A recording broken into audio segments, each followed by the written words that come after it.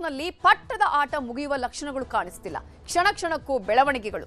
ಮುಂದೆ ಏನಾಗುತ್ತೆ, ಸಿಎಂ ಕುರ್ಚಿ ಕತೆ ಏನು, ಬದಲಾಗತ್ತಾ, ಹೀಗೆ ನೂರಾರು ಗೊಂದಲಗಳು, ಪ್ರಶ್ನೆಗಳು ಕಳೆದ ಹಲವು ತಿಂಗಳಿಂದ ನಡೀತಾನೇ ಇದೆ. ಇದೀಗ ಮತ್ತದೇ ಪ್ರಶ್ನೆ. ಈ ಸಲ ಅದಕ್ಕೆ ಫುಲ್ ಸ್ಟಾಪ್ ಬೀಳತ್ತಾ? ಇದುವೇ ಇವತ್ತಿನ ಪಂಚಾಯಿತಿಯ ಮೊದಲ ಸ್ಟೋರಿ. ಸಿಡಬ್ಲ್ಯೂಸಿಯಲ್ಲಿ ಕ್ಲೈಮ್ಯಾಕ್ಸ್. ಹೌದು, ಸಿಎಂ ಬದಲಾವಣೆ ಗೊಂದಲದ ನಡುವೆ ಸಿದ್ದರಾಮಯ್ಯ ದೆಹಲಿಗೆ ತೆರಳಿದ್ದು ನಾಳೆ ನಡೆಯಲಿರುವ ಕಾಂಗ್ರೆಸ್ ಕಾರ್ಯಕಾರಿಣಿಯಲ್ಲಿ ಸಿದ್ದರಾಮಯ್ಯ ಭಾಗಿಯಾಗಲಿದ್ದಾರೆ. ಇದೇ ವೇಳೆ ಹೈಕಮಾಂಡ್ ನಾಯಕರನ್ನ ಪ್ರತ್ಯೇಕವಾಗಿ ಭೇಟಿಯಾಗ್ತಾರೆ. ಸಿಎಂ ಬದಲಾವಣೆ ಗೊಂದಲಗಳ ಬಗ್ಗೆ ಮತ್ತೊಂದು ಸುತ್ತಿನ ಚರ್ಚೆ ಆಗುವ ಕುತೂಹಲ ಕೂಡ ಇದೆ. ಇವೆಲ್ಲದೇ ಕಾರಣಕ್ಕಾಗಿ ಡಿಕೆಶಿ ಖರ್ಗೆ ಅವರನ್ನ ಭೇಟಿ ಮಾಡಿ ಕ್ಲಾರಿಟಿ ಕೊಡಿ ಅಂತ ಕೇಳಿದ್ರು. ಹಾಗಾಗಿ ಇದಕ್ಕೆ ನಾಳೆಯೇ ಕ್ಲೈಮ್ಯಾಕ್ಸ್ ಸಿಗುತ್ತಾ ಅನ್ನೋದು ಕಾದು ನೋಡಬೇಕು. ಮತ್ತೊಂದು ಕಡೆ ದಲಿತ ಸಿಎಂ ದಾಳವು ಕೂಡ ಬರ್ತಾ ಇದೆ. ದಲಿತ ಸಿಎಂ ಕೂಗಿನ ಬೆನ್ನಲ್ಲೇ ಸಿಎಂ ಸ್ಥಾನಕ್ಕೆ ಎಡಬಲ ಪೈಪೋಟಿ ಕೂಡ ಜೋರಾಗಿದೆ. ದಲಿತ ದಾಳದಲ್ಲಿ ಪರಮೇಶ್ವರ್ ಮುಂಚೂಣಿಯಲ್ಲಿದ್ರೆ ಮುನಿಯಪ್ಪ ಅವರ ಹೆಸರು ಕೂಡ ಕೇಳಿ ಬರ್ತಾ ಇದೆ. ಮತ್ತೊಂದು ಕಡೆ ಜಮೀರ್ ಅವರು ಮುಂದಿನ ಡಿಸಿಎಂ ಅನ್ನುವ ಘೋಷಣೆಗಳು ಕೂಡ ಕೇಳಿ ಬರ್ತಾ ಇರೋದು. ಏನಾಗತ್ತೆ ಅನ್ನುವಂತಹ ಕುತೂಹಲ ಕೂಡ ಇದೆ. ಬಿಜೆಪಿಯವರು ಇದೇ ವಿಚಾರವನ್ನ ಇಟ್ಕೊಂಡು ಪದೇ ಪದೇ ಕಾಲೆಳಿತಾ ಇದ್ದಾರೆ. ಸಿದ್ದರಾಮಯ್ಯ ಅವರು ದಿಲ್ಲಿಗೆ ಹೋಗ್ತಾ ಇರೋದಕ್ಕೆ ಟಾಂಗ್ ಅನ್ನು ಕೂಡ ಕೊಡ್ತಾ ಇದ್ದಾರೆ. ಯಾವಾಗ ಬೇಕಾದ್ರೂ ಸರ್ಕಾರ ಬೀಳಬಹುದು ಅನ್ನುವಂತಹ ವಿಚಾರವನ್ನ ಹೇಳ್ತಾ ಇರುವ ಸಂದರ್ಭದಲ್ಲಿ ಕಾಂಗ್ರೆಸ್ಸಿಗರು ಇದಕ್ಕೆ ಟಾಂಗ್ ಕೊಟ್ಟಿದ್ದಾರೆ. ಅವೆಲ್ಲದರ ಮಧ್ಯೆ ಮಾಜಿ ಪ್ರಧಾನಿ ದೇವೇಗೌಡರು ಕೂಡ ಸಿದ್ದರಾಮಯ್ಯ ಅವರಿಗೆ ಮಾತಿನ ಪಂಚ್ ಕೊಟ್ಟಿದ್ದಾರೆ. ಇವೆಲ್ಲದರ ಬಗ್ಗೆ ವರದಿಯನ್ನ ನೋಡೋಣ. ಇನ್ನು ಪಂಚಾಯಿತಿಯ ಎರಡನೇ ಸ್ಟೋರಿಯನ್ನ ನಾವು ಗಮನಿಸ್ತಾ ಹೋಗೋದಾದ್ರೆ, ಹೀಲಿಯಂ ಸ್ಫೋಟ, ಎನ್ಐಎ ಎಂಟ್ರಿ. ಹಾಗಾದ್ರೆ ನಿನ್ನೆ ನಡೆದಂತಹ ಘಟನೆ ಏನು? ಯಾವ ರೀತಿಯಾಗಿ ಸಾಂಸ್ಕೃತಿಕ ನಗರಿ ವಿಶ್ವವಿಖ್ಯಾತ ಮೈಸೂರಿನಲ್ಲಿ ಮುಖ್ಯಮಂತ್ರಿ ಅವರ ತವರು ಜಿಲ್ಲೆಯಲ್ಲೇ ಸ್ಫೋಟ ಆಗಿದೆ. ನಿನ್ನೆ ಅರಮನೆಯ ಜಯ ಮಾರ್ತಾಂಡ ಗೇಟ್ ಬಳಿ ಬಲೂನಿಗೆ ತುಂಬಿಸುವ ಹೀಲಿಯಂ ಗ್ಯಾಸ್ ಸಿಲಿಂಡರ್ ಸ್ಫೋಟವಾಗಿದೆ. ಸೈಕಲ್ನಲ್ಲಿ ಹೀಲಿಯಂ ಸಿಲಿಂಡರ್ ಇಟ್ಕೊಂಡು ಬಲೂನ್ ಮಾರಾಟ ಮಾಡ್ತಾ ಇದ್ದ 40 ವರ್ಷದ ಸಲೀಂ ಸ್ಫೋಟದಲ್ಲಿ ಮೃತಪಟ್ಟಿದ್ದು, ಜೊತೆಗೆ ಗಾಯಾಳು ಮಂಜುಳಾ ಕೂಡ ಸಾವನ್ನಪ್ಪಿದ್ದಾರೆ. ಈ ಪ್ರಕರಣದಲ್ಲಿ ಸಾಕಷ್ಟು ಅನುಮಾನಗಳು ಕೂಡ ಇದೆ. ಎನ್ಐಎ ಇದೀಗ ಎಂಟ್ರಿ ಆಗಿದ್ದು ತನಿಖೆಯನ್ನ ಆರಂಭ ಮಾಡಿದೆ. ಆ ತನಿಖೆಗೆ ಯಾವ ರೀತಿಯ ಅನುಮಾನಗಳು ಪುಷ್ಟಿ ಕೊಟ್ಟಿದೆ ಅನ್ನೋದನ್ನ ಕೂಡ ನೋಡ್ತಾ ಹೋಗೋಣ. ಇನ್ನು ಪಂಚಾಯಿತಿಯ ಮೊದಲ ಸ್ಟೋರಿಯ ಕಡೆ ಗಮನ ಹರಿಸೋಣ. ಈಗಾಗಲೇ ಸಿಡಬ್ಲ್ಯೂಸಿಯಲ್ಲಿ ಕ್ಲೈಮ್ಯಾಕ್ಸ್ ಸಿಗುತ್ತಾ ಅನ್ನುವಂತಹ ಕುತೂಹಲ ಇದೆ. ಡಿಕೆ ಶಿವಕುಮಾರ್ ಅವರಿಗೆ ಈ ಸಲ ಆದ್ರೂ ಇಷ್ಟೆಲ್ಲ ಪ್ರಯತ್ನ ಮಾಡಿರೋದು, ಕಷ್ಟದ ಕಥೆಯನ್ನ ಹೇಳಿರೋದು ಸಕ್ಸಸ್ ಅನ್ನ ನೀಡುತ್ತಾ? ರಾಹುಲ್ ಗಾಂಧಿ ಅವರ ಜೊತೆಗೆ ಸಿದ್ದರಾಮಯ್ಯ ಅವರ ಮೀಟಿಂಗ್ ನಲ್ಲಿ ಏನೆಲ್ಲ ಚರ್ಚೆ ಆಗುತ್ತೆ ಅನ್ನುವ ಕಂಪ್ಲೀಟ್ ಡೀಟೇಲ್ಸ್ ಅನ್ನ ಈ ವರದಿಯಲ್ಲಿ ನೋಡೋಣ. ಪಕ್ಷದ ಅಧ್ಯಕ್ಷ ಆದಾಗೂ ಬಾವುಟ ಕಟ್ಟಿದ್ದೀನಿ, ಕಾರ್ಯಕರ್ತ ಆದಾಗೂ ಬಾವುಟ ಕಟ್ಟಿದ್ದೀನಿ. ಬಂದಾಗೆಲ್ಲ ಸ್ಟೇಜ್ ಮೇಲೆ ಕೂತ್ಕೊಂಡು ಭಾಷಣ ಮಾಡ್ಕೊಂಡು ಹೋಗೋದು, ಆ ಕೆಲಸ ನಾನು ಯಾವತ್ತೂ ಮಾಡ್ಕೊಂಡು ಹೋಗಿಲ್ಲ. ಅದನ್ನು ಬಿಟ್ಟು ನೀವು ಬೇರೆ ಬೇರೆ ಕೇಳೋದಕ್ಕಾಗಲ್ವಾ? ಬಗೆಹರಿತದೆ, ನೀವೇನು ಚಿಂತೆ ಮಾಡಬೇಕು. ರಾಜ್ಯ ಕಾಂಗ್ರೆಸ್ನಲ್ಲಿ ನಡೆಯುತ್ತಿರೋ ವಿದ್ಯಮಾನಗಳು ಕ್ಷಣ ಕ್ಷಣಕ್ಕೂ ಕುತೂಹಲ, ಕೌತುಕ, ಅಚ್ಚರಿ. ಸಿಎಂ ಸಿದ್ದರಾಮಯ್ಯ ಪಟ್ಟ ಬಿಟ್ಟುಕೊಡ್ತಾರೆ, ಆ ಸ್ಥಾನಕ್ಕೆ ಡಿಕೆ ಶಿವಕುಮಾರ್ ಬರ್ತಾರೆ, ಅಥವಾ ಮತ್ಯಾರಾದ್ರೂ ಪಟ್ಟ ಅಲಂಕರಿಸ್ತಾರ ಅನ್ನೋದು $1 ಮಿಲಿಯನ್ ಪ್ರಶ್ನೆಯಾಗಿದೆ. ರಾಹುಲ್ ಗಾಂಧಿ ಯಾವುದೇ ನಿರ್ಧಾರ ಕೈಗೊಂಡ್ರೂ ನಾನು ಸಿದ್ಧ ಅನ್ನುತ್ತಲೇ 5 ವರ್ಷ ಟಾರ್ಗೆಟ್ ಇಟ್ಕೊಂಡಿದ್ದಾರೆ ಸಿಎಂ ಸಿದ್ದರಾಮಯ್ಯ. ಆದರೆ ಡಿಕೆ ಶಿವಕುಮಾರ್ಗೆ ಮಾತ್ರ ದಿನೇ ದಿನೇ ತಳಮಳ ಜೋರಾಗ್ತಿದೆ. ಭೇಟಿಗೆ ರಾಹುಲ್ ಗಾಂಧಿಯೂ ಸಿಕ್ತಿಲ್ಲ, ಮಲ್ಲಿಕಾರ್ಜುನ್ ಖರ್ಗೆಯವರು ಯಾವುದೇ ಕ್ಲಾರಿಟಿ ಕೊಡ್ತಿಲ್ಲ ಅಂತ ಆತಂಕವಾಗಿದೆ. ಹೀಗಾಗಿ ಪದೇ ಪದೇ ದಿಲ್ಲಿಗೆ ಎಡತಾಕುತ್ತಲೇ ಇದ್ದಾರೆ ಡಿಸಿಎಂ ಡಿಕೆ ಶಿವಕುಮಾರ್. ಈ ಮಧ್ಯೆ ನಾಳೆ ದಿಲ್ಲಿಯಲ್ಲಿ ಕಾಂಗ್ರೆಸ್ ಕಾರ್ಯಕಾರಿಣಿ ಸಭೆ ನಡೆಯುತ್ತಿದೆ. ಇದು ಕುರ್ಚಿ ಕದನ ಕುತೂಹಲವನ್ನ ದುಪ್ಪಟ್ಟು ಮಾಡಿದೆ. ನಾಳೆ ದಿಲ್ಲಿಯಲ್ಲಿ ಮಹತ್ವದ ಸಿಡಬ್ಲ್ಯೂಸಿ ಮೀಟಿಂಗ್. ಚರ್ಚೆಗೆ ಬರುತ್ತಾ ರಾಜ್ಯದ ಕುರ್ಚಿ ಕದನ. ನಿನ್ನೆ ಬೆಂಗಳೂರಿನ ಸದಾಶಿವನಗರದಲ್ಲಿ ಮಲ್ಲಿಕಾರ್ಜುನ್ ಖರ್ಗೆ ಅವರನ್ನ ಡಿಕೆ ಶಿವಕುಮಾರ್ ಭೇಟಿ ಮಾಡಿದ್ರು. ಈ ವೇಳೆ ಸಿಡಬ್ಲ್ಯೂಸಿ ಮೀಟಿಂಗ್ನಲ್ಲಿ ಈ ವಿಷಯ ಪ್ರಸ್ತಾಪಿಸಿ, ಇಲ್ಲವೇ ರಾಹುಲ್ ಗಾಂಧಿ ಜೊತೆ ಪ್ರತ್ಯೇಕವಾಗಿ ಮಾತನಾಡಿ ಅಂತ ಪಟ್ಟು ಹಾಕಿದ್ರು. ಹೀಗಾಗಿ ಮಲ್ಲಿಕಾರ್ಜುನ್ ಖರ್ಗೆ ಸಿಎಂ ಸಿದ್ದರಾಮಯ್ಯ ಈಗಾಗಲೇ ದಿಲ್ಲಿಗೆ ತೆರಳಿದ್ದಾರೆ. ಈ ವೇಳೆ ದಿಲ್ಲಿಯಲ್ಲಿ ರಾಜ್ಯದ ಕುರ್ಚಿ ವಿಚಾರ ಚರ್ಚೆಗೆ ಬರುತ್ತಾ ಅನ್ನೋದು ಭಾರೀ ಕುತೂಹಲ ಹುಟ್ಟುಹಾಕಿದೆ. ಇನ್ನು ದಿಲ್ಲಿಗೆ ತೆರಳೋ ಮುನ್ನ ಕುರ್ಚಿ ಸಮಸ್ಯೆ ಇತ್ಯರ್ಥವಾಗುತ್ತಾ ಅಂತ ಖರ್ಗೆ ಅವರನ್ನ ಕೇಳಿದ್ರೆ, ಬಗೆಹರಿಯುತ್ತೆ, ನೀವೇನು ಚಿಂತೆ ಮಾಡಬೇಡಿ ಎಂದಷ್ಟೇ ಹೇಳಿ ತೆರಳಿದ್ರು. ಬಗೆಹರಿತದೆ, ನೀವೇನು ಚಿಂತೆ ಮಾಡಬೇಡಿ. ಬಗೆಹರಿತದೆ, ನೀವೇನು ಚಿಂತೆ ಮಾಡಬೇಡಿ. ನಾನು ಕಾರ್ಯಕರ್ತನಾಗಿದ್ದಾಗಲೂ ಪೋಸ್ಟರ್ ಅಂಟಿಸಿದ್ದೇನೆ, ಬಾವುಟ ಕಟ್ಟಿದ್ದೇನೆ, ಕಸ ಗುಡಿಸಿದ್ದೇನೆ, ಅಧ್ಯಕ್ಷನಾಗಿಯೂ ಬಾವುಟ ಕಟ್ಟಿದ್ದೇನೆ. ಬಂದಾಗೆಲ್ಲ ಸ್ಟೇಜ್ ಮೇಲೆ ಕೂತ್ಕೊಂಡು ಭಾಷಣ ಮಾಡ್ಕೊಂಡು ಹೋಗೋ ಕೆಲಸ ನಾನು ಯಾವತ್ತೂ ಮಾಡಿಲ್ಲ ಅಂತೆಲ್ಲ ನಿನ್ನೆ ಪರೋಕ್ಷವಾಗಿ ಸಿಎಂ ಸಿದ್ದರಾಮಯ್ಯಗೆ ಡಿಕೆಶಿ ಟಾಂಗ್ ಕೊಟ್ಟಿದ್ರು. ಆದ್ರಿವತ್ತು ದಾವಣಗೆರೆಯಲ್ಲಿ ನಡೆದ ದಿವಂಗತ ಶಾಸಕ ಶಾಮನೂರು ಶಿವಶಂಕರಪ್ಪ ನುಡಿನಮನ ಕಾರ್ಯಕ್ರಮಕ್ಕೆ ಇಬ್ಬರು ಒಂದೇ ಹೆಲಿಕಾಪ್ಟರ್ನಲ್ಲಿ ಆಗಮಿಸಿ ಜೊತೆಯಲ್ಲೇ ಕಾರ್ಯಕ್ರಮದಲ್ಲಿ ಭಾಗಿಯಾಗಿದ್ರು. ಈ ವೇಳೆ ಕುರ್ಚಿ ಕಿತ್ತಾಟ ಬಗ್ಗೆ ಪ್ರಶ್ನಿಸಿದ್ದಕ್ಕೆ ಸಿಎಂ ಗರಂ ಆದ್ರು. ಯಾವ ಪೋಸ್ಟ್ ಇದ್ರು ನಾನೊಬ್ಬ ವರ್ಕರ್, ಬಾವುಟನೂ ಕಟ್ಟಿದ್ದೀನಿ, ಪಕ್ಷದ ಅಧ್ಯಕ್ಷ ಆದಾಗೂ ಬಾವುಟ ಕಟ್ಟಿದ್ದೀನಿ, ಕಾರ್ಯಕರ್ತ ಆದಾಗೂ ಬಾವುಟ ಕಟ್ಟಿದ್ದೀನಿ, ಪೋಸ್ಟ್ ಅಂಟಿಸಿದ್ದೀನಿ, ಕಸ ಗುಡಿಸಿದ್ದೀನಿ, ಏನೇನು ಬೇಕೋ ಕಾಂಗ್ರೆಸ್ ಪಕ್ಷಕ್ಕೆಲ್ಲ ಮಾಡಿದ್ದೀನಿ. ಸುಮ್ಮನೆ ಬರೀ ನಾನು ಬಂದಾಗೆಲ್ಲ ಸ್ಟೇಜ್ ಮೇಲೆ ಕೂತ್ಕೊಂಡು ಭಾಷಣ ಮಾಡ್ಕೊಂಡು ಹೋಗೋದು ಆ ಕೆಲಸ ನಾನು ಯಾವತ್ತೂ ಮಾಡ್ಕೊಂಡು ಹೋಗಿದ್ದಲ್ಲ. I am done every work in the party. Shamanur ಶಿವಶಂಕರಪ್ಪನವರ ಶಿವಗಣ ಆರಾಧನೆ ಕಾರ್ಯಕ್ರಮಕ್ಕೆ ನಾನು ಡೆಪ್ಟಿ ಚೀಫ್ ಮಿನಿಸ್ಟರ್ ಇಬ್ಬರು ಬಂದಿದ್ದೀವಿ. ದೆಹಲಿಗೆ ಪದೇ ಪದೇ ಹೋಗೋ ವಿಚಾರ ಪದೇ ಎಲ್ಲಿ ಹೋಗ್ತಾ ಇದ್ದೀನೋ? Yes, I am going. ಕರೆದಿದ್ದಾರೆ, ಹೋಗ್ತಾ ಇದ್ದೀನಿ. ನಿಮ್ ಕುರ್ಚಿ ಗಟ್ಟಿ ಐತಿಲ್ಲ ಅನ್ನೋದ್ರ ಬಗ್ಗೆ ಭಾಳ ಚರ್ಚೆ ಮಾಡ್ತಾರೆ. ಕುರ್ಚಿ ಅಳಗಾಡುತ್ತೆ, ಅದನ್ನ ಬಿಟ್ಟು ನೀನು ಬೇರೆ ಕೇಳೋದಕ್ಕಾಗಲ್ವಾ? ನಾನು ಅದಕ್ಕೆಲ್ಲ ಉತ್ತರ ಕೊಡಲ್ಲ. ಇನ್ನು ಕಾಂಗ್ರೆಸ್ನಲ್ಲಿ ಪೋಸ್ಟರ್ ಅಂಟಿಸಿದ್ದೇನೆ, ಬಾವುಟ ಕಟ್ಟಿದ್ದೇನೆ ಎಂದಿದ್ದ ಡಿಕೆ ಶಿವಕುಮಾರ್ ಮಾತಿಗೆ ಸಚಿವ ಪ್ರಿಯಾಂಕ್ ಖರ್ಗೆ ಪ್ರತಿಕ್ರಿಯಿಸಿದ್ದು, ಅವರು ನಡೆದು ಬಂದಿದ್ದನ್ನ ಹೇಳಿದ್ದಾರೆ ಅಂತ ಸಮರ್ಥಿಸಿಕೊಂಡ್ರು. ಅವರು ಪಕ್ಷದ ಹಿರಿಯ ನಾಯಕರಿದ್ದಾರೆ, ಅವರು ನಡೆದು ಬಂದಂಥ ಹಾದಿ ಎಲ್ಲರಿಗೂ ಗೊತ್ತಿದೆ. ಗ್ರಾಮ ಪಂಚಾಯತಿಂದ ಇರ್ಬೋದು, ZP ಮೆಂಬರಿಂದ ಇರ್ಬೋದು, ಮತ್ತು ಜನರಲ್ ಸೆಕ್ರೆಟರಿ ನಮ್ಮ ಅಧ್ಯಕ್ಷರಾಗಿದ್ದಾರೆ. ಸಹಜವಾಗಿ ಎಲ್ಲರೂ ಮಾಡಿರ್ತಾರೆ. ಇವತ್ತು ಲಕ್ಷಾಂತರ ಜನ ನಮ್ಮ ಕಾರ್ಯಕರ್ತರು ಕೆಲಸ ಮಾಡೋದ್ರಿಂದ ತಾನೇ ನಾವು ಅಧಿಕಾರಕ್ಕೆ ಬಂದಿರೋದು. ಯಾರಿಗೂ ಕಡೆಗಣಿಸೋದು ಸರಿಯಲ್ಲ ಅಷ್ಟೇ. ರಾಹುಲ್ ಗಾಂಧಿ ಅವ್ರು ಇರಲೇ ಇಲ್ಲ ಅಲ್ಲ, ಇವರು ಅಪಾಯಿಂಟ್ಮೆಂಟು ಕೇಳಿರಲಿಲ್ಲ. ಅದು ಏನಾಗ್ಬಿಟ್ಟಿದೆ, ಡೆಲ್ಲಿಗೆ ಬರೀ ರಾಹುಲ್ ಗಾಂಧಿ ಅವ್ರಿಗೆ ಭೇಟಿಗೆ ಹೋಗ್ತಾರಾ? ಅವ್ರು ಭೇಟಿ ಆಗಿದ್ದು CR ಪಾಟೀಲ್ ಸಾಹೇಬ್ರಿಗೆ, ಮತ್ತೆ ಅರ್ಬನ್ ಡೆವಲಪ್ಮೆಂಟ್ ಮಿನಿಸ್ಟರಿಗೆ ಭೇಟಿ ಆದರು. ದಲಿತ ಸಿಎಂ ಅಹಿಂದ ಒಗ್ಗಟ್ಟಿನ ದಾಳ.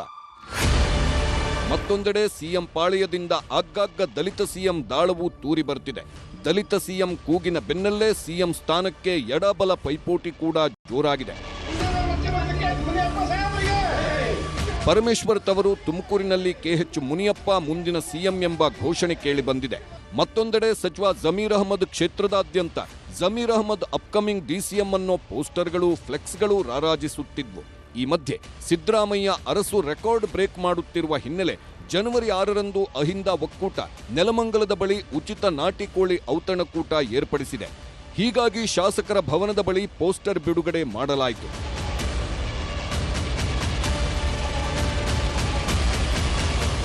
ಇನ್ನು ದಲಿತ ಸಿಎಂ ವಿಚಾರ ಮತ್ತಷ್ಟು ರಂಗು ಪಡೆದಿದೆ. ಸಿಎಂ ಬದಲಾದ್ರೆ ಸಿದ್ದರಾಮಯ್ಯ ಪರಮೇಶ್ವರ ಹೆಸರು ಹೇಳ್ತಾರೆಂಬ ಚರ್ಚೆಗೆ ನೋ ಕಮೆಂಟ್ಸ್ ಅಂತ ನಿರಾಕರಿಸಿದ್ರು. ಅಲ್ಲದೆ ಅಹಿಂದ ಮತ್ತು ದಲಿತ ಸಮಾವೇಶ ಮಾಡೋದಾಗಿ ಹೇಳಿದ್ರು. No comments.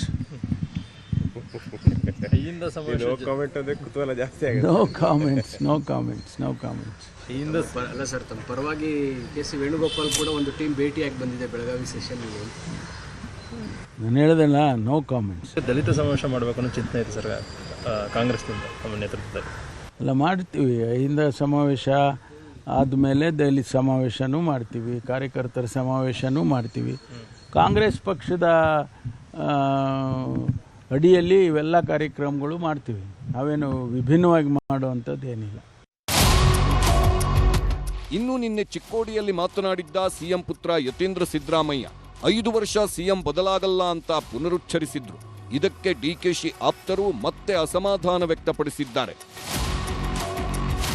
ಈಗಾಗಲೇ ಅದ್ರ ಬಗ್ಗೆ ನಾನು ಹೇಳಿದ್ದೀನಿ, ಮತ್ತೆ ಅದ್ರ ಬಗ್ಗೆ ಏನು ಹೇಳಬೇಕಾಗಿಲ್ಲ. ಮತ್ತೆ CM ಅವರು ಕೂಡ ಸ್ಪಷ್ಟನೆ ಕೊಟ್ಟಿದ್ದಾರೆ. ಸೊ ಒಂದ್ಸರಿ ಅವ್ರು ಹೇಳಿದ ಮೇಲೆ ನಾವು ಹೇಳೋದು ಇನ್ನೂ ಬಾಕಿ ಇದೆ. 5 ವರ್ಷ ಅವರೇ ಮುಖ್ಯಮಂತ್ರಿ ಆಗಿರ್ತಾರೆ. 5 ವರ್ಷದ ಜನ ಆಶೀರ್ವಾದ ಮಾಡಿದ್ದಾರೆ. ಹೈಕಮಾಂಡ್ ಕೂಡ ಅವರಿಗೆ ಇದು ಮಾಡಿದ್ದಾರೆ. 5 ವರ್ಷ ಅವರೇ ಇರ್ತಾರೆ. ರಾಜ್ಯದಲ್ಲಿ ಮಾನ್ಯ ಮುಖ್ಯಮಂತ್ರಿಗಳು ಒಳ್ಳೆ ಯೋಜನೆಗಳನ್ನು ಕೊಟ್ಟಿದ್ದಾರೆ, ಒಳ್ಳೆ ಗ್ಯಾರಂಟಿ ಸ್ಕೀಮ್, ಒಳ್ಳೆ ಆಡಳಿತ ಕೊಡ್ತಾ ಇದ್ದಾರೆ. ಅವರು ಕೂಡ 5 ವರ್ಷಗಳ ಕಾಲ ಮುಖ್ಯಮಂತ್ರಿಗಳಾಗಿ ಮುಂದುವರಿಬೇಕಂತ ನಮ್ಮದು ನೋಡೋಣ. 2 ಕುರ್ಚಿ ಇಲ್ಲೇ ಇದಾವೆ, ಹೊಸ ಕುರ್ಚಿ ಹಳೆ ಕುರ್ಚಿ ಎಲ್ಲ ಇಲ್ಲೇ ಇದಾವೆ. ಈಗ ಬೇಡ ವಿಷಯ, ಈಗ ಬೇಡ ಅದು ಮಾತಾಡೋದು ಸಂಜೆ ಮಾತಾಡೋಣ. ಅವ್ರು ಬಂದು ಮುಜುಗರ ಮಾಡಿ ಚೆನ್ನಾಗಿ ಕಾಣೋದು. ವೈರಾಗ್ಯ ಅಲ್ಲ, ಕೆಲವರು ಹೊಸ್ದಾಗಿ ಬಂದಿರೋರಿಗೆ ಆದ್ರೆ ಅವರ ಕಷ್ಟ ಗೊತ್ತಿಲ್ಲ, ಅದನ್ನು ತಿಳಿಸ್ಕೊಡ್ತಾವ್ರು ಅಷ್ಟೇ. ಸರ್ಕಾರ ಯಾವಾಗ ಬೇಕಾದರೂ ಬೀಳಬಹುದು. ವಿಜಯೇಂದ್ರ ಮಾತಿಗೆ ಕೆರಳಿದ ಕಾಂಗ್ರೆಸ್ಸಿಗರು. ಇನ್ನು ಕಾಂಗ್ರೆಸ್ನಲ್ಲಿ ನಡೆಯುತ್ತಿರೋ ಬೆಳವಣಿಗೆಗಳ ಬಗ್ಗೆ ಬಿಜೆಪಿಗರು ಕಾಲೆಳೆದಿದ್ದಾರೆ. ಪದೇ ಪದೇ ದಿಲ್ಲಿಗೆ ಹೋಗ್ತಿರುವುದಕ್ಕೆ ಟಾಂಗ್ ಕೊಟ್ಟಿದ್ದು ದೆಹಲಿ ದಂಡಯಾತ್ರೆ ಮುಗಿಯುವ ಲಕ್ಷಣ ಕಾಣುತ್ತಿಲ್ಲ. ಜನರ ಸಮಸ್ಯೆಗಳನ್ನ ಆಲಿಸಿ ಪರಿಹಾರ ನೀಡುವುದಕ್ಕಿಂತ ಅಧಿಕಾರದ ಕುರ್ಚಿಯೇ ಇವರ ಮೊದಲ ಆದ್ಯತೆಯಾಗಿದೆ. ಮಾನ್ಯ ಮುಖ್ಯಮಂತ್ರಿಗಳೇ, ಹೀಗೆ ಪದೇ ಪದೇ ದೆಹಲಿಗೆ ಭೇಟಿ ನೀಡುವುದಕ್ಕಿಂತ ನಕಲಿ ಗಾಂಧಿ ಕುಟುಂಬದವರ ಮನೆಯ ಗೇಟು ಬಳಿ ವಾಸ್ತವ್ಯ ಹೂಡಿ ಅಂತ ಲೇವಡಿ ಮಾಡಿದ್ದಾರೆ. ಇನ್ನು ಬೆಂಗಳೂರಿನ ಬಿಜೆಪಿ ಕೇಂದ್ರ ಕಚೇರಿಯಲ್ಲಿ ನಡೆದ ರಾಷ್ಟ್ರೀಯ ವೀರ ಬಾಲ ದಿವಸ್ ಕಾರ್ಯಕ್ರಮದಲ್ಲಿ ಬಿಜೆಪಿ ರಾಜ್ಯಾಧ್ಯಕ್ಷ ಬಿವೈ ವಿಜಯೇಂದ್ರ ಹೇಳಿರೋ ಮಾತಿಗೆ ಕಾಂಗ್ರೆಸ್ಸಿಗರು ಕೆರಳಿ ಕೆಂಡವಾಗಿದ್ದಾರೆ. ಸರ್ಕಾರ ಯಾವಾಗ ಬೇಕಾದರೂ ಬೀಳಬಹುದು ಅನ್ನೋ ವಿಜಯೇಂದ್ರ ಮಾತಿಗೆ ಕಾಂಗ್ರೆಸ್ಸಿಗರು ತಿರುಗೇಟು ಕೊಟ್ಟರು. 2028ಕ್ಕೆ ವಿಧಾನಸಭಾ ಚುನಾವಣೆ ಬರ್ತದೆ, ಅದು ಅದಕ್ಕಿಂತ ಮುಂಚಿತವಾಗಿ ಕೂಡ ಬರ್ಬೋದು. ಕಾಂಗ್ರೆಸ್ಸಿನ ಒಳ ಜಗಳವನ್ನ ತಾವು ನೋಡ್ತಾ ಇದ್ರೆ, ಸೊ ಈ ಕಾಂಗ್ರೆಸ್ ಪಕ್ಷದ ಆಂತರಿಕ ಕಚ್ಚಾಟದಿಂದ ಯಾವತ್ ಬೇಕಾದ್ರೂ ರಾಜ್ಯದಲ್ಲಿ ವಿಧಾನಸಭಾ ಚುನಾವಣೆ ಬರಬಹುದು. ಆದ್ರೆ ಬಂದಿದ್ದು ಯಾವಾಗಲೇ ಬಂದ್ರು ಸಹ ಭಾರತೀಯ ಜನತಾ ಪಾರ್ಟಿ ನಮ್ಮೆಲ್ಲ ಕಾರ್ಯಕರ್ತರು ಶ್ರಮದಿಂದ ರಾಜ್ಯದಲ್ಲಿ ಭಾರತೀಯ ಜನತಾ ಪಾರ್ಟಿ ಸ್ವಂತ ಶಕ್ತಿಯ ಮೇಲೆ ರಾಜ್ಯದಲ್ಲಿ ಅಧಿಕಾರಕ್ಕೆ ತರಬೇಕು. ಆ ನಿಟ್ಟಿನಲ್ಲಿ ನಮ್ಮ ಕಾರ್ಯಕರ್ತರು ಸಂಕಲ್ಪವನ್ನು ನಾವು ಮಾಡಬೇಕಾಗಿದೆ. ಆಯ್ತು, ಬರ್ತಾರೆ ಅಂತ ಹೇಳ್ತಾ ಇದಾರಲ್ಲ, ಯಾರ ನಾಯಕತ್ವದಲ್ಲಿ ನಡೆಸ್ತಾರಂತೆ? ಬಿಜೆಪಿಯವರು ಯಾರ ನಾಯಕತ್ವದಲ್ಲಿ ಹೋಗ್ತಾರೆ? ಒಂದು ಅಡ್ಜರ್ನ್ಮೆಂಟ್ ಮೋಷನ್ನು ಅಸೆಂಬ್ಲಿನಲ್ಲಿ ಅರ್ಧ ದಿನ ಹೋಲ್ಡ್ ಮಾಡೋಕ್ಕಾಗಲ್ಲ. ಬಿಜೆಪಿಯವರು ಅವ್ರು ಚುನಾವಣೆಗೆ ರೆಡಿ ಆಗ್ತಾರಲ್ಲ. ನಾನು ಹೇಳಿದ್ನಲ್ಲ ಅವತ್ತು, ನಡೆಸಲಿ ಚುನಾವಣೆ ಅಂತ. ಕರ್ನಾಟಕದಲ್ಲಿ ಚುನಾವಣೆ ಹೇಗೆ ನಡೆದಿದೆ ಅಂತ ಅವ್ರಿಗೆ ಅರಿವಿದೆಯಾ? ಆಳಂದ್ನಲ್ಲಿ 70-80 ರೂಪಾಯಿಗೆ ಇವರು ಮತ ಕಳ್ತನ ಮಾಡಿದಾರಲ್ಲ, ಅದ್ರ ಬಗ್ಗೆ ಫಸ್ಟ್ ಚರ್ಚೆಗೆ ಬರಲಿ. ಜನರು ನಮಗೆ 5 ವರ್ಷ ಆಶೀರ್ವಾದ ಮಾಡಿದರೆ 5 ವರ್ಷ ಒಳ್ಳೆ ಆಡಳಿತ ಕೊಟ್ಟು ಚುನಾವಣೆಗೆ ಹೋಗ್ತೀವಿ. ಇವ್ರು ಹೇಳ್ದಂಗೆಲ್ಲ ಬನ್ನಿ ಡಿಸಾಲ್ವ್ ಮಾಡಿ ಅಂದರೆ ಯಾಕ್ರಿ ಡಿಸಾಲ್ವ್ ಮಾಡ್ಬೇಕು ನಾವು? ಆ ಥರ ಮಾತಾಡೋರೆಲ್ಲ ಹಗಲುಗನಸು ಕಾಣ್ತಾ ಇದ್ದಾರೆ. ಹಗಲುಗನಸು ಕಾಣ್ತಾರೆ. ಆ ರೀತಿ ಮಾತಾಡೋದು 2.5 ವರ್ಷದಿಂದ ಕಾಣ್ತಲೇ ಅವರೇ. Party stable and strong, government is stable and strong. ಅದು ಕಂಪ್ಲೀಟ್ ಮಾಡ್ತೀವಿ ಟರ್ಮ್ನ. 2028ಕ್ಕೂ ನಾವೇ ಬರ್ತೀವಿ. BJP ಕರ್ನಾಟಕದಲ್ಲಿ ಎಂದೂ ಜನಮನ್ನಣೆಯಿಂದ ಸರ್ಕಾರ ರಚನೆ ಮಾಡಲ್ಲ, ಮುಂದೇನೂ ಮಾಡಲ್ಲ, ಎಂದೆಂದೂ ಮಾಡಲ್ಲ. ಇನ್ನು ಸಿಎಂ ಸಿದ್ದರಾಮಯ್ಯ ಬಣದವರು ಅಹಿಂದ ಸಮಾವೇಶ ಮಾಡುತ್ತಿರುವುದಕ್ಕೆ ಮಾಜಿ ಪ್ರಧಾನಿ ಎಚ್.ಡಿ. ದೇವೇಗೌಡ ಪಂಚ್ ಕೊಟ್ಟಿದ್ದಾರೆ. ನೀವು ನಿಜಕ್ಕೂ ಅಹಿಂದ ನಾಯಕರೇ ಆಗಿದ್ರೆ ನೀವು ಎಲ್ಲಿ ಬೇಕಿದ್ರೂ ನಿಂತು ಗೆಲ್ಲಬಹುದಿತ್ತು. ನಿಮ್ಮ ಮಗನನ್ನ ಖಾಲಿ ಮಾಡಿ ಅಲ್ಲಿ ನಿಂತ್ರಿ. ಇದು ಅಹಿಂದಾನ ಅಂತ ಮಾಜಿ ಶಿಷ್ಯನ ಕಾಲೆಳೆದಿದ್ದಾರೆ. ಕಾಂಗ್ರೆಸ್ನಲ್ಲಿ ಕುರ್ಚಿ ಕದನ ತಾರಕಕ್ಕೇರಿದ್ರೆ ವಿಪಕ್ಷಗಳಿಗೆ ಇದೇ ಆಹಾರವಾಗಿದೆ. ನಾಳೆ ದಿಲ್ಲಿಯಲ್ಲಿ ನಡೆಯಲಿರೋ CWC ಸಭೆ ಬಳಿಕವಾದ್ರೂ ಈ ಗೊಂದಲಗಳಿಗೆಲ್ಲ ಹೈಕಮಾಂಡ್ ತಿಲಾಂಜಲಿ ಇಡುತ್ತಾ ಅಥವಾ ಬಜೆಟ್ ಅಂತ ಮತ್ತಷ್ಟು ದಿನ ಕಾದು ನೋಡುವ ತಂತ್ರಕ್ಕೆ ಶರಣಾಗುತ್ತಾ ಕಾದು ನೋಡಬೇಕು. Bureau report, news 18. ಡಿಕೆಶಿ ಬಣದವರೇ ಹೇಳಿದ ಹಾಗೆ ಈ ಎಲ್ಲ ಗೊಂದಲಗಳಿಗೆ ಆದಷ್ಟು ಬೇಗ ಪರಿಹಾರ ಸಿಗುತ್ತೆ ಅನ್ನುವಂತಹ ನಂಬಿಕೆಯಲ್ಲಿದ್ದಾರೆ. ಅದಕ್ಕೆ ನಾಳೆಯೇ ಮುಹೂರ್ತ ಫಿಕ್ಸ್ ಆಗುತ್ತಾ? ರಾಹುಲ್ ಗಾಂಧಿ ಅವರ ಜೊತೆ ಸಿದ್ದರಾಮಯ್ಯ ಅವರು ಮಾತನಾಡಿ ಈ ಎಲ್ಲ ಗೊಂದಲಗಳಿಗೆ ತೆರೆ ಎಳೆಯುವಂತಹ ಕೆಲಸ ಆಗತ್ತಾ ಅನ್ನೋದು ಕಾದು ನೋಡಬೇಕು. ಹೀಲಿಯಂ ಸ್ಫೋಟ NIA ಎಂಟ್ರಿ ಆಗಿದೆ. ಜಯ ಮಾರ್ತಾಂಡ ದ್ವಾರದಲ್ಲಿ ಸಂಭವಿಸಿದಂತಹ ಈ ಒಂದು ಸ್ಫೋಟದಲ್ಲಿ ಇದೀಗ 2 ಸಾವನ್ನಪ್ಪಿದ್ದಾರೆ. ಹಾಗಾದ್ರೆ NIA ಯಾಕೆ ಎಂಟ್ರಿ ಕೊಟ್ಟಿದೆ? ಇಲ್ಲಿ ಇರುವಂತಹ ಅನುಮಾನಗಳು ಏನೇನು ಅಂತ ನೋಡೋದಾದ್ರೆ, ಮೊದಲ ಅನುಮಾನ ಸಲೀಂ ಹಿನ್ನೆಲೆ. 15 ದಿನದ ಹಿಂದಷ್ಟೇ ಉತ್ತರ ಪ್ರದೇಶದಿಂದ ಮೈಸೂರಿಗೆ ಸಲೀಂ ಎಂಟ್ರಿ ಕೊಡ್ತಾನೆ. ಮೈಸೂರಿನ ಲಷ್ಕರ್ ಮೊಹಲ್ಲಾದ ಶರೀಫ್ ಲಾಡ್ಜ್ನಲ್ಲಿ ಈತ ವಾಸವನ್ನ ಮಾಡ್ತಾ ಇರ್ತಾನೆ. 15 ದಿನದ ಹಿಂದೆ ಬಂದವನಿಗೆ ಈ ಹೀಲಿಯಂ ಅನ್ನ ಸಪ್ಲೈ ಮಾಡಿದ್ಯಾರು ಅನ್ನುವಂತಹ ಅನುಮಾನದ ಜೊತೆಗೆ ಅಷ್ಟು ಸುಲಭವಾಗಿ ಸಲೀಂಗೆ ಹೀಲಿಯಂ ಸಿಲಿಂಡರ್ ಸಿಕ್ಕಿದ್ ಹೇಗೆ ಅನ್ನುವಂತಹ ಅನುಮಾನ ಇದರಲ್ಲಿದೆ. ಬಲೂನ್ ಮಾರೋನಿಗೆ ಲಾಡ್ಜ್ನಲ್ಲಿ ಇರೋದಕ್ಕೆ ಹಣ ಎಲ್ಲಿಂದ ಬಂತು ಅನ್ನುವಂತಹ ಅನುಮಾನವೇ ಈಗ NIA ಎಂಟ್ರಿ ಆಗೋದಕ್ಕೆ ಮೊದಲ ಕಾರಣ. ಇನ್ನು ಎರಡನೇ ಕಾರಣ ಏನು ಅನುಮಾನ ಅಂತ ನಾವು ನೋಡ್ತಾ ಹೋಗೋದಾದ್ರೆ, ಹೀಲಿಯಂ ಜಡ ಅನಿಲ ಬೇಗ ಸ್ಫೋಟ ಆಗೋದಿಲ್ಲ, ಆದ್ರೂ ಕೂಡ ಇಲ್ಲಿ ಸ್ಫೋಟ ಆಗಿದೆ. ಅದೇ ಕಾರಣಕ್ಕಾಗಿ ಈ ಹೀಲಿಯಂ ಅನ್ನ ಜಾತ್ರೆ ಆಗಿರ್ಬೋದು, ಪಾರ್ಟಿ ಆಗಿರ್ಬೋದು, ಪ್ರವಾಸಿ ತಾಣಗಳಲ್ಲಿ ಬಳಕೆಗೆ ಅವಕಾಶವನ್ನು ಕೊಟ್ಟಿದ್ದಾರೆ, ನಿರ್ಬಂಧ ಹೇರಿಲ್ಲ. ಆದ್ರೆ ಇಲ್ಲಿ ಹೀಲಿಯಂ ಸ್ಫೋಟ ಆಗೋದಕ್ಕೆ ಏನ್ ಕಾರಣ? ಒಂದ್ ಕಡೆ ಒತ್ತಡ, ಬಿಸಿಲು ಹೆಚ್ಚಾದ್ರೆ ಬಲೂನ್ ಮಾತ್ರ ಸ್ಫೋಟ ಆಗತ್ತೆ, ಸಿಲಿಂಡರ್ ಸ್ಫೋಟ ಆಗೋದಿಲ್ಲ. ಆದ್ರೆ ಇಲ್ಲಿ ಸಿಲಿಂಡರೇ ಸ್ಫೋಟ ಆಗಿದೆ, ಅದು ಕೂಡ ಬಿಸಿಲು ಇರಲಿಲ್ಲ, ರಾತ್ರಿಯ ಹೊತ್ತು, ರಾತ್ರಿಯ ವೇಳೆ ಸಿಲಿಂಡರ್ ಸಮೇತವಾಗಿ ಸ್ಫೋಟ ಆಗಿರೋದಕ್ಕೆ ಏನು ಕಾರಣ? ಹಾಗಾದ್ರೆ ಇದರ ಹಿಂದೆ ಏನಿದೆ? ಆ ನಿಗೂಢತೆ ಏನು? ಹೀಲಿಯಂ ಜೊತೆಗೆ ಬೇರೆ ಕೆಮಿಕಲ್ ಅನ್ನು ಏನಾದರೂ ಸೇರಿಸಿದಾರಾ ಅನ್ನುವಂತಹ ಅನುಮಾನವೂ ಕೂಡ ಇದೀಗ ಈ ಒಂದು ಪ್ರಕರಣದಲ್ಲಿ ಇರುವಂತದ್ದು. ಇನ್ನು ಮೂರನೇ ಅನುಮಾನ ಏನು ಅಂತ ನೋಡೋದಾದ್ರೆ, ಅರಮನೆಯ ಫೋಟೋಗಳು ಸಾಕಷ್ಟು ಅನುಮಾನಕ್ಕೆ ಕಾರಣ ಆಗಿರೋದು. ಮೃತ ಸಲೀಂ ಜೊತೆಗೆ ಉತ್ತರ ಪ್ರದೇಶದಿಂದ ಆತ ಮಾತ್ರ ಅಲ್ಲ, ಮತ್ತಿಬ್ಬರು ಕೂಡ ಬಂದಿರ್ತಾರೆ. ಬಂದಿರುವಂತವರು ಇವನ ಜೊತೆಗೇನೆ ಇರ್ತಾರೆ, ಲಾಡ್ಜ್ ಅಲ್ಲಿ ಇವರೆಲ್ಲರೂ ಕೂಡ ಒಟ್ಟಿಗೆ ಇರ್ತಾರೆ. ಇಂತಹ ಸಂದರ್ಭದಲ್ಲಿ ಈತ ಒಂದಷ್ಟು ಫೋಟೋವನ್ನ ಕಳುಹಿಸಿರ್ತಾನೆ. ಈತನ ಮೊಬೈಲ್ ನಲ್ಲಿ ಆ ಫೋಟೋಗಳು ಕೂಡ ಪತ್ತೆಯಾಗಿರುವಂತದ್ದು. ಸಲೀಂ ಸ್ನೇಹಿತರನ್ನ ತೀವ್ರ ವಿಚಾರಣೆಯನ್ನ ಮಾಡ್ತಾ ಇದ್ದಾರೆ ಪೊಲೀಸರು. ಆ ವಿಚಾರಣೆಯ ಸಂದರ್ಭದಲ್ಲಿ ಸಾಕಷ್ಟು ಅನುಮಾನಾಸ್ಪದಂತಹ ಅಂಶಗಳು ಬೆಳಕಿಗೆ ಬಂದಿದೆ. ಒಂದಷ್ಟು ತೀವ್ರವಾಗಿ ವಿಚಾರಣೆ ಮಾಡಬೇಕಾದಂತಹ ಅಂಶಗಳು ಕೂಡ ಪತ್ತೆಯಾಗಿದೆ. ಸಲೀಂ ಅರಮನೆಯ ಬಳಿ ಹೋದಾಗ ಇಬ್ರು ಕೂಡ ಲಾಡ್ಜ್ ಅಲ್ಲೇ ಇದ್ರು. ಈತ ಇಲ್ಲಿ ಬಂದಂತ ನಂತರ ಈ ಒಂದು ಹೀಲಿಯಂ ಸಿಲಿಂಡರ್ ಬ್ಲಾಸ್ಟ್ ಆಗಿರೋದು. ಹಾಗಾದ್ರೆ ಇದು ಮೊದಲೇ ಏನಾದ್ರೂ ಪ್ಲಾನ್ ಆಗಿತ್ತಾ ಅನ್ನುವಂತಹ ಅನುಮಾನವನ್ನು ಕೂಡ ಹುಟ್ಟು ಹಾಕಿದೆ. ಅಷ್ಟು ಮಾತ್ರ ಅಲ್ಲ, ಆತ ಕಳುಹಿಸಿರುವಂತಹ ಆತನ ಮೊಬೈಲ್ ಅಲ್ಲಿ ಇದ್ದಂತಹ ಅರಮನೆಯ ಫೋಟೋಗಳು ಕೂಡ ಸಾಕಷ್ಟು ಅನುಮಾನಗಳನ್ನ ಹುಟ್ಟು ಹಾಕಿರೋದು. ಸಲೀಂ ಫೋನ್ ನಲ್ಲಿ ಅರಮನೆ ಒಳಗಿನ ಫೋಟೋ ಸಿಕ್ಕಿದೆ. ಹಾಗಾದ್ರೆ ಹೇಗ್ ಸಿಗೋದಿಕ್ಕೆ ಸಾಧ್ಯ ಇದು? ಯಾಕಂದ್ರೆ ಅಲ್ಲಿ ಸಾಕಷ್ಟು ರೀತಿಯಾದಂತಹ ಸೆಕ್ಯೂರಿಟಿ ವ್ಯವಸ್ಥೆ ಇರುತ್ತೆ. ಅದನ್ನ ದಾಟಿ ಈತ ಅರಮನೆ ಒಳಗಡೆ ಹೇಗೆ ಹೋದ ಅನ್ನುವಂತಹ ಪ್ರಶ್ನೆ ಕೂಡ ಇಲ್ಲಿ ಈಗ ಅನುಮಾನಕ್ಕೆ ಕಾರಣ ಆಗಿರೋದು. ಅನುಮಾನ 4, ಪ್ರತ್ಯಕ್ಷದರ್ಶಿಗಳು ಕೊಟ್ಟಂತಹ ಹೇಳಿಕೆ. ಸ್ಫೋಟದಲ್ಲಿ ಸತ್ತಂತಹ ಸಲೀಂ ಬಗ್ಗೆ ಯಾರಿಗೂ ಕೂಡ ಮಾಹಿತಿ ಇಲ್ಲ. ಈತ ಈ ಹಿಂದೆ ಕೂಡ ಅಲ್ಲಿ ಏನಾದ್ರೂ ಈ ರೀತಿಯಾಗಿ ಬಲೂನನ್ನ ಮಾರಾಟ ಮಾಡ್ತಾ ಇದ್ನ ಅನ್ನೋಂತ ನೋಡಿದ್ರೆ ಯಾರು ಕೂಡ ಆತನನ್ನ ನೋಡೇ ಇಲ್ಲ. ಅರಮನೆ ಗೈಡ್ ಆಗಿರ್ಬೋದು, ಸೆಕ್ಯೂರಿಟಿಗಳಿಗೂ ಕೂಡ ಆತನ ಪರಿಚಯ ಇಲ್ಲ. ನಾರ್ಮಲ್ ಆಗಿ ಅಲ್ಲೇ ತುಂಬಾ ವರ್ಷದಿಂದ ಅಥವಾ ತುಂಬಾ ಟೈಮಿಂದ ಏನಾದ್ರು ಅವರ ಅಲ್ಲಿ ಬಲೂನನ್ನ ಮಾರ್ತಾ ಇದ್ರೆ ಒಂದಷ್ಟು ಮುಖ ಪರಿಚಯ ಆದ್ರೂ ಇದ್ದೇ ಇರುತ್ತೆ. ಆದ್ರೆ ಇಲ್ಲಿ ಯಾರು ಕೂಡ ಆತನನ್ನ ನೋಡೇ ಇಲ್ಲ. ಆತನ ಬಗ್ಗೆ ಯಾವುದೇ ಮಾಹಿತಿ ಕೂಡ ಅಲ್ಲಿ ಯಾರಿಗೂ ಇಲ್ಲ. ಗೈಡ್ ಆಗಿರ್ಬೋದು, ಸೆಕ್ಯೂರಿಟಿಗಳಿಗೂ ಕೂಡ ಆತನ ಬಗ್ಗೆ ಯಾವುದೇ ರೀತಿಯ ಮಾಹಿತಿ ಇಲ್ಲ. ಅರಮನೆ ಹತ್ತಿರ ಸಲೀಂ ಬಲೂನ್ ಮಾರೋದನ್ನ ಯಾರು ಕೂಡ ನೋಡಿಲ್ಲ. ಯಾಕಂದ್ರೆ ನೀವು ಗಮನಿಸ್ತಿರ್ತೀರಿ, ಎಲ್ಲೇ ಆ ಕಡೆ ಈ ಕಡೆ ಆದ್ರೂ ಆ ಸರೌಂಡಿಂಗ್ಸ್ ನಲ್ಲಿ ಇದ್ರೆ ಒಂದಲ್ಲ ಒಂದು ದಿನ ಕಣ್ಣಿಗೆ ಬಿದ್ದೇ ಬೀಳ್ತಾರೆ ಅಥವಾ ಯಾರಾದ್ರೂ ಪರಿಚಯ ಮಾಡ್ಕೊಂಡಿರ್ತಾರೆ. ಆದ್ರೆ ಯಾರಿಗೂ ಕೂಡ ಈತನ ಬಗ್ಗೆ ಒಂದು ಚೂರು ಕೂಡ ಕ್ಲೂ ಇಲ್ಲ, ಮಾಹಿತಿ ಇಲ್ಲ. ಹಾಗಾದ್ರೆ ಈತ ಯಾವಾಗ ಬಂದ ಅನ್ನುವಂತಹ ಪ್ರಶ್ನೆ ಇದೆ. ಕಳೆದ 15 ದಿನದಿಂದ ಅಂತ ಹೇಳಿದ್ರು ಕೂಡ ಇಲ್ಲೂ ಕೂಡ ಒಂದಷ್ಟು ಅನುಮಾನ ಇರೋದು. ಹಿಂದಿನ ದಿನ ಏನಾದ್ರೂ ಈತ ಬಂದಿದ್ನ ಅನ್ನುವಂತಹ ಒಂದಷ್ಟು ಅನುಮಾನ ಕೂಡ ಇದೆ. ಸಲೀಂ ಬಂದಾಗ್ಲೇ ಅಲ್ಲಿ ಸ್ಫೋಟ ಸಂಭವಿಸಿದೆ ಅನ್ನುವಂತಹ ಹೇಳಿಕೆಯನ್ನ ಪ್ರತ್ಯಕ್ಷದರ್ಶಿಗಳು ಅಲ್ಲಿ ಕೊಟ್ಟಿದ್ದಾರೆ. ಅಲ್ಲಿವರೆಗೂ ಕೂಡ ಅಲ್ಲಿ ಯಾವುದೇ ರೀತಿಯಾದಂತಹ ಒಂದು ಬೆಳವಣಿಗೆಗಳು ಇಲ್ಲ.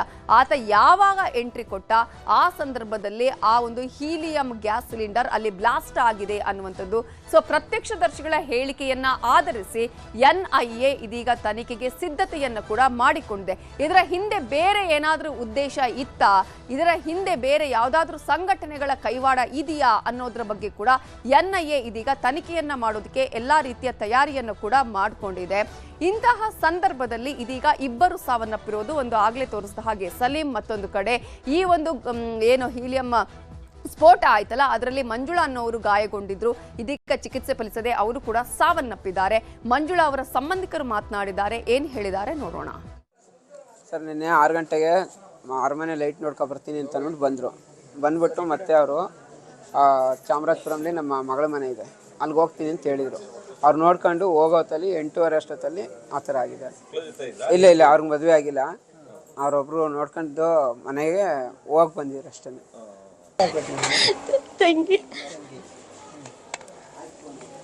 ನಿನ್ನೆ ಎಷ್ಟೊತ್ತಾಗಿ ಬಂದ್ರು? 6 ಗಂಟೆ, ಸಂಜೆ 6 ಗಂಟೆ ಅಲ್ಲ, ಏನಂತ ಹೇಳ್ಬೇಕು? ಅರಮನೆ ಲೈಟಿಂಗ್ ನೋಡ್ಕೊ ಬರ್ತೀನಿ ಅಂತ ಹೇಳಿದ್ರು ಅಷ್ಟೇ. ನಮ್ಗೆ ಫೋನೇ ಮಾಡಕ್ ಬರಲ್ಲ, ನಮ್ಗೆ ಹೆಂಗ್ ಗೊತ್ತಾಯ್ತದೆ? ಅಂತ ಫೋನಿಗೆ ನೇನೇ ಇಲ್ಲ ಅಷ್ಟೇ, ನಮ್ಗೆ ಗೊತ್ತಾಗಲ್ಲ, ನಾವು ಫೋನೇ ಮಾಡಕ್ ಬರಲ್ಲ. ಈಗಾಗಲೇ ಸಾಕಷ್ಟು ರೀತಿಯಾದಂತಹ ಕಾರಣಗಳು ಇದೆ ಈ ಒಂದು ಪ್ರಕರಣದಲ್ಲಿ ಅನುಮಾನ ಬರೋದಕ್ಕೆ. ಅದೇ ಕಾರಣಕ್ಕಾಗಿಯೇ ಇದೀಗ ಒಂದ್ ಕಡೆ ಪೊಲೀಸರು ತನಿಖೆಯನ್ನ ಮಾಡ್ತಾ ಇದ್ದಾರೆ, ಮತ್ತೊಂದ್ ಕಡೆ NIA ಕೂಡ ತನಿಖೆ ಮಾಡೋದಕ್ಕೆ ಎಲ್ಲಾ ರೀತಿಯ ಸಿದ್ಧತೆಗಳನ್ನ ಕೂಡ ಮಾಡಿಕೊಳ್ತಾ ಇದೆ. ಈಗಾಗಲೇ ಗೃಹ ಸಚಿವರು ಕೂಡ ಹೇಳಿದ್ದಾರೆ, ಏನ್ ಇದೆ ಅನ್ನೋದರ ಬಗ್ಗೆ ಸದ್ಯಕ್ಕೆ ನಾವು ಪ್ರಾಥಮಿಕ ಮಾಹಿತಿಯನ್ನ ಕಲೆ ಹಾಕಿದೀವಿ, NIA ಕೂಡ ತನಿಖೆಯನ್ನ ಮಾಡುತ್ತೆ ಅನ್ನುವಂತಹ ವಿಚಾರವನ್ನ ಹೇಳಿದ್ದಾರೆ. ಹಾಗಾದ್ರೆ ಸತ್ಯಾಸತ್ಯತೆ ಏನು, ಬೇರೆ ಏನಾದ್ರೂ ವಿಧ್ವಂಸಕ ಕೃತ್ಯಗಳ ನಡೆಸೋದಕ್ಕೆ ಏನಾದ್ರೂ ಇಲ್ಲಿ ಪ್ರಯತ್ನಗಳನ್ನ ಮಾಡಲಾಗಿತ್ತಾ, ಆ ತಯಾರಿ ನಡೆದಿತ್ತಾ ಅನ್ನೋದ್ರ ಬಗ್ಗೆ NIA ತನಿಖೆಯ ನಂತರವೂ ಕೂಡ ಮಾಹಿತಿ ಲಭ್ಯ ಆಗುತ್ತೆ. ಇದು